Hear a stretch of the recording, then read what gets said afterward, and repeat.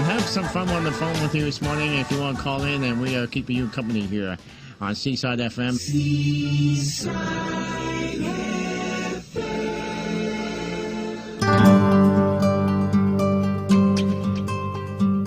Seaside FM has been serving the Eastern Passage community and Nova Scotia since 2001.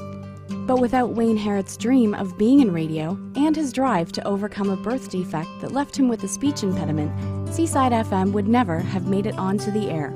So we'll continue with the music and information that you need right here on Seaside FM. This is the story of Wayne Harrett's journey from an inspired radio listener to the general manager and program director of 105.9 Seaside FM, one of the great success stories of community radio in Atlantic Canada. But to tell Wayne's story, we have to start at the beginning. Lionel Richie from the Commodores. We'll hear from him in a bit. Black & Decker makes power tools. We've only just begun. The year is 1976. Tuning into the radio in Halifax, you hear the big voices of Brian Phillips, Terry Williams, and Bill Taylor. For the times, this is what's expected from radio announcers.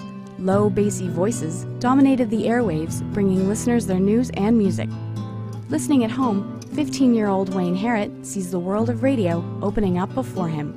Yes, I did want to be a broadcaster, and ever since I was a young person, sitting and listening to the radio announcers on the AM radio side of life, I used to listen to them and thought, that was pretty neat. They get to play all that music, they're out with the community, talking with the listener. But for Wayne, it seemed a lofty goal. He knew he might not ever fit into the boss style of radio. Back in those golden days of AM radio, yes, you really needed a good, what they used to call boss radio jock voices, really deep. And we had some super box radio announcers around here. I'm thinking Brian Phillips, the late great Randy Dewar was one, Terry Williams. Gail Rice was in the industry at the time, and she agrees. Because I had been the program director of CFDR radio for 7 years, so I was in the business of hiring announcers. So I listened to a lot of audition tapes, and we were always looking for a certain sound, as you know, that radio voice. But Wayne did not have that radio voice. He was born with a congenital disorder. I'm born with a cleft palate. Actually, I'm one of the better ones. There's a lot of people that are worse off with a cleft palate. That's when the roof of your mouth has to be surgically closed. The cleft palate gave Wayne difficulty with his speech development.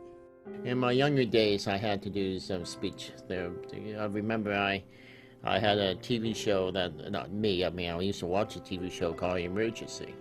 I had a hard time saying that word. I remember the instructor tell me how to say it and whatever, and then it was pretty neat. And that will continue into junior high school. Wayne's friends in the radio industry now, like New Cap Radio's J.C. Douglas, don't know what it was like to deal with a speech impediment, but they do recognize the challenges he's faced getting into the radio business. It might have been the first time I talked to him. He said, I always wanted to be in radio, but couldn't because of my cleft palate. So it was just like kind of an accepted thing. And I didn't challenge him on that because, it would have been difficult for someone like him to get into private radio with an impediment of that sort. Well, because I knew my limits in radio, because there was no avenue for me to go into commercial radio to be on air because of my voice. I know they wouldn't take me, and there was limits, and I knew the limits of radio. Still loved the business and industry, but unfortunately I wasn't given the gift to continue on into the commercial side of things.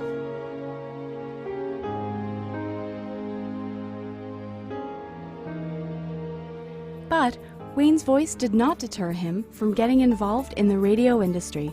After a short time with Channel 10 in Dartmouth, Wayne spent 6 years volunteering with CKDU, the only alternative to commercial radio at the time. You're listening to CKDU 88.1 FM in Halifax.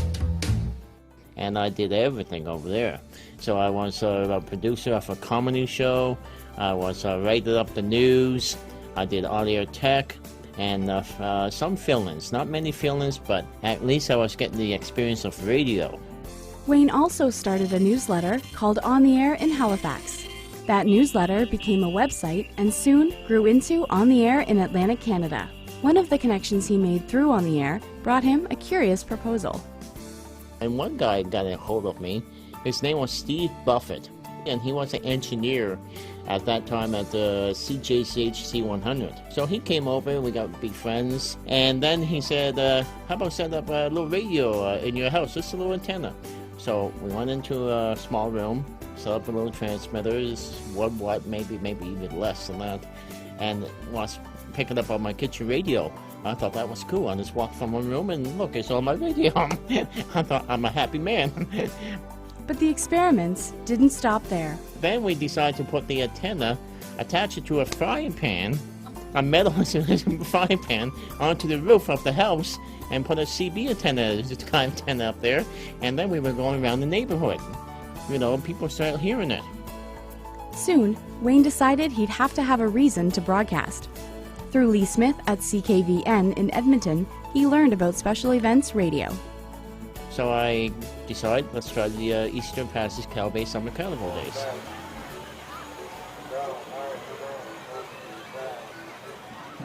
I think the line that really made change my mind was, we can be your loudspeaker for your community in events. And even though he had his doubts, Wayne's friend J.C. Douglas remembers how it all got started. Went out to see him in his mobile home out in Eastern Passage, and you know, it was a sparse kind of setup, but it was better than I expected to see. But he was ready to go, and he had the mixer, and he had you know, a little turntable and cassette deck and CD player and stuff, and he was all set up. So I was pretty impressed the first time I went out to see it. Having the technical capability to broadcast was one thing, and a reason to broadcast another. But Wayne was still nervous about being on the air himself. Gail Rice remembers Wayne's worries. And he asked me, said, do you think that they'll accept me? And my first thought would have been no. But then after I got to talk to him for a little bit, got to know him, I thought, of course. And we had fun for 2 weeks.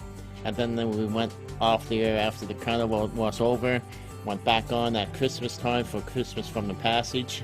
We play all Christmas music. And then we started going into the easy listening format.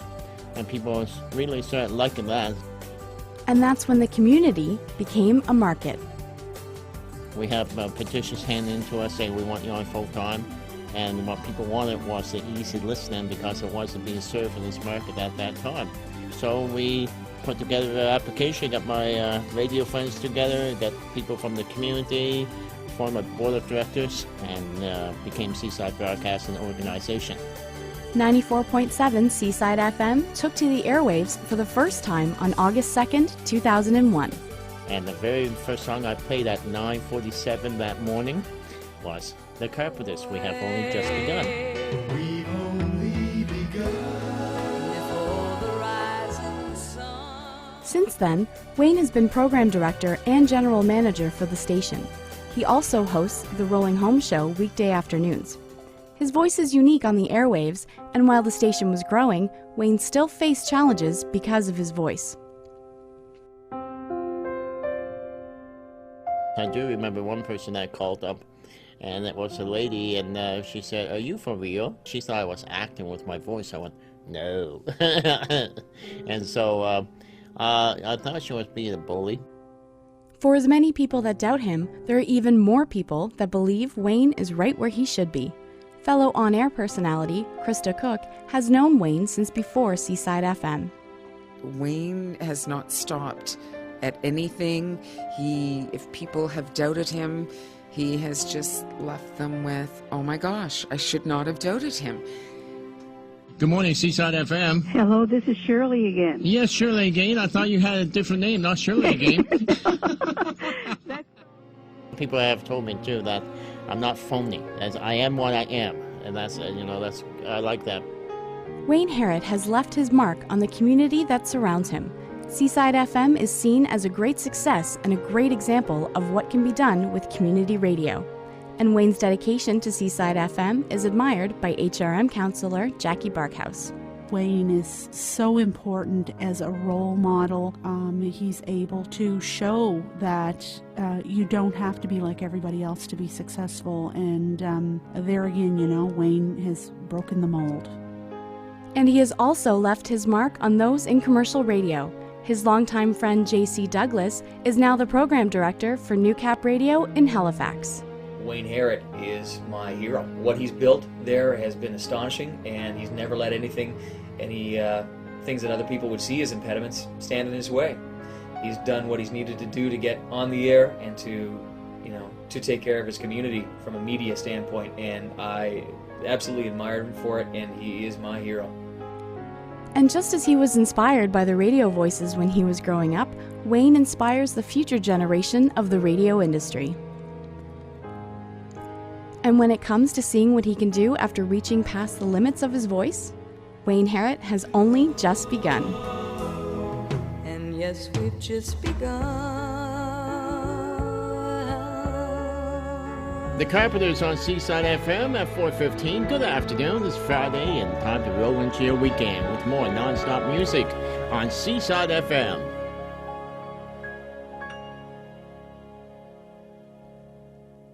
This profile written and produced by Paige Fawcett and John McIver, students in the Radio and Television Arts program at the Nova Scotia Community College.